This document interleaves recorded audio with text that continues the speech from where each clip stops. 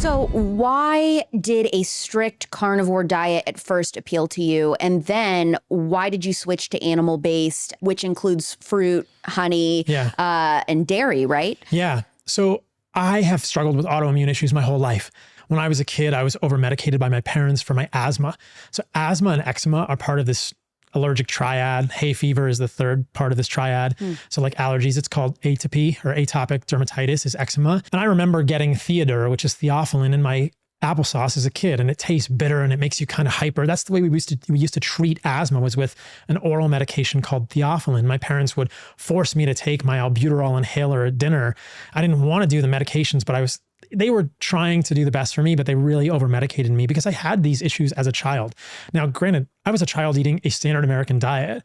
I know my parents wanted to do good, but I was sitting at, in the living room with my father watching TV, eating a Hungry Man TV dinner. Really? Yeah, it was in the 1980s, so it probably wasn't as bad as junk food is now, but it's still pretty horrible and surely full of seed oils. So I was eating pasteurized milk, factory farmed meat, factory farmed chicken, seed oils, and all of the grains, no limitations, no real attention to nutrition when I was a kid. And it wasn't any surprise to me in retrospect that I had autoimmune issues.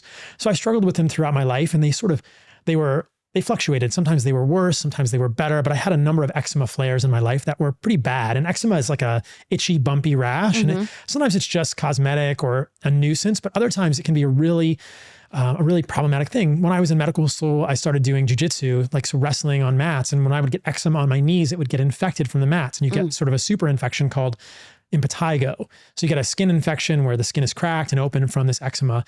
And I've had times in my life where eczema was so bad that it affected my sense of self. I remember being on a date with a woman when I was in residency, and I had eczema on my arm so bad that I told her it was poison oak. I don't know why I was so embarrassed to tell her it was eczema. Wow. But that was really the breaking point for me when I was in my residency. So I'm probably late 30s. I'm just sick of this recurrent eczema my whole life. And I'm thinking, why do I still have eczema? At that point in my life, in my late 30s, I'm still eating I'm eating a much better diet. I'm eating basically entirely organic. I'm eating meat, I'm eating fruit, but I'm eating nuts, I'm eating seeds, I'm eating vegetables.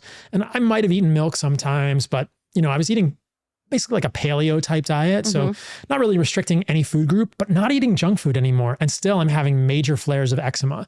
So I kind of threw my hands up and I heard about this thing called the carnivore diet. I actually heard Jordan Peterson talking about it on Joe Rogan's podcast. No way. Yeah. And I'm in residency, right? So I've been to medical school.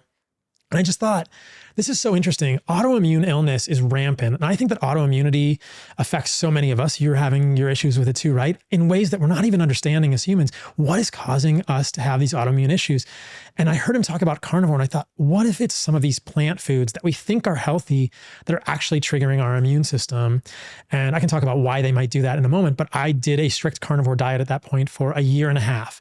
Eczema gets way better, completely resolves, but I'm only eating meat and organs like liver and heart and animal fat and salt for a year and a half. A year and a half, you did only those things. Only those things. And then when and why did you decide to be like, okay, let me add some other stuff? So eventually I started to have issues with electrolyte balance, probably related to long-term ketosis. So there's a lot of talk about ketosis or keto diets or low carbohydrate diets now, but I really think that in a lot of people, those are very stressful. And what we know is that insulin is this peptide hormone in the human body that gets released when you eat carbohydrates. It also gets released when you eat protein, not so much with fat, but insulin is valuable. Insulin gets a bad rap. Some people in the health space are saying you should never see insulin. You should minimize it as much as possible. I don't believe that. I think that insulin is clearly valuable for humans, and insulin gets out of whack when you get underlying metabolic dysfunction, but insulin doesn't cause the metabolic dysfunction. It's something else, which we can talk about. But what happens is when you don't get enough of an insulin signal, and on a ketogenic diet, you get a very low insulin signal, you don't hold on to electrolytes at the level of your kidneys. I was never taught this in medical school. You need insulin to reabsorb sodium, potassium, calcium, and chloride at the level of your kidneys in the descending tubules and all of these loops within your kidneys that sort of help you manage your fluid and your electrolytes in your human body. So it's very interesting to me that in my case, and in a lot of people's cases who do long-term keto, you end up with just massive electrolyte insufficiency. And you just what's cannot. The max amount of time you should do strict hardcore carnivore diet? I think it's going to be very dependent on the individual. And I actually don't think most people need to start there at all. What I learned from it was valuable though, and I don't want to gloss over this. What I learned was that many of the foods that I thought were healthy, whether it was salad or nuts or seeds, or in my case, probably mushroom extracts, were probably triggering my eczema. So there's a value there for people to understand that a lot of autoimmune issues, I believe, are triggered, not entirely, this isn't the panacea, but I think for a lot of people, autoimmune issues can be triggered by foods we think are healthy, oats or quinoa or spinach or kale or broccoli or almonds. Well, it's just like an individual food allergy. It's very individual. Yeah. A food sensitivity probably. Yeah. And a carnivore diet is so precise that it can really help understand that.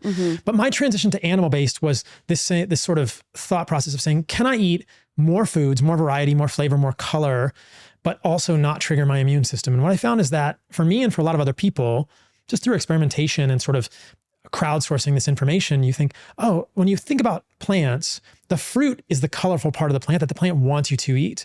And this is the problem with vegetables, I think, for a lot of people, is that vegetables are the leaves, the stems, the roots, and the seeds of plants. And these are the parts that plants don't want you to eat. So there's a clear communication going on here, or an attempt at communication between plants and animals, or plants and humans. These are the parts of the plant that the plant needs to photosynthesize, to gather energy from the sun, to make sugar, to have their energy. But plants can't run away from us. So between over the last 400 to 500 million years of divergent animal and plant evolution, plants have developed thousands and thousands of defense chemicals. We're never really told about this. And humans and other animals in turn have developed mechanisms, enzymatic systems to detoxify those plant defense chemicals, but not all of us are great at that. And some of us have problems with those defense chemicals, and they can be harmful for humans. So the idea that kale is entirely good for humans, I would argue with that. So you think kale is bullshit? I do think kale is bullshit. Generally, that's a black and white statement that has kind of been made historically, and it's kind of fun because it gets people thinking about it. What other vegetables, like you were really anti-kale, but is there any other top vegetables you're like, do not eat this? Spinach is a big one. Okay. Spinach is a big one because of oxalates. So oxalates are essentially oxalic acid. It's a dicarboxylic acid. It's a breakdown product of amino acids in the human body that we can get large amounts of in food, much, much higher than we would make. So then what's this like whole campaign? Like, why was it drilled into us as kids that like spinach is so healthy? Like that's the ultimate vegetable. I think Popeye just led us all astray. like, I don't know. I mean, there's urban myth that potentially the whole deal with Popeye was related to a misplaced decimal point having to do with iron. What? Yeah. Okay. Like, so if you think about, so let's just think about spinach because it's a good model system. So when you think about spinach, like what's beneficial about spinach? Well, it probably has some B vitamins, it has some folate, and it has iron in it. And a lot of people are deficient in iron. It's hard to get meat for all of us, whether we can't afford it or we don't have access to it. Like people all over the world often don't eat enough meat. So plant foods with iron can be valuable. Iron deficiency anemia appears to be very common in humans, especially women who menstruate every month and lose iron when they're bleeding. But the iron in spinach is just not nearly as bioavailable as the iron in meat, which is heme iron. What kind of meat would have the most? Red meat. Okay. Or dark meat chicken. Okay. In fact, if you think about organs, the spleen has the most iron. Some people I've eaten spleen in the past. That's a whole separate story. I'm not surprised. I know, right? But in terms of things that we commonly eat, it would be red meat that has the most iron in it. So if somebody goes full carnivore, what are like the immediate benefits they're going to start seeing? I think that their gut is probably going to get quieter. They're probably going to have less gas and bloating. Although some people, when they cut out all fiber, go the other direction and get a little diarrhea because sometimes we need the fiber to hold on to, or at least manage the recycling of bile acids. But some people who go strict carnivore do have like less problems with their gut, less gas, less bloating. A lot of people who go strict carnivore do have improvements in autoimmune issues, whether it's autoimmune thyroid disease or skin issues like psoriasis and eczema, or autoimmune gut issues like Crohn's colitis or ulcerative colitis. Basically, being in the carnivore space for years now and then sort of being carnivore adjacent now, I've heard probably thousands of stories, almost every diagnosed autoimmune condition getting better with intentional dietary changes. But what's interesting to me is that I haven't really heard that many people say that these things come back or get worse when they add a few foods in their diet, like fruit, that make it much more manageable long-term.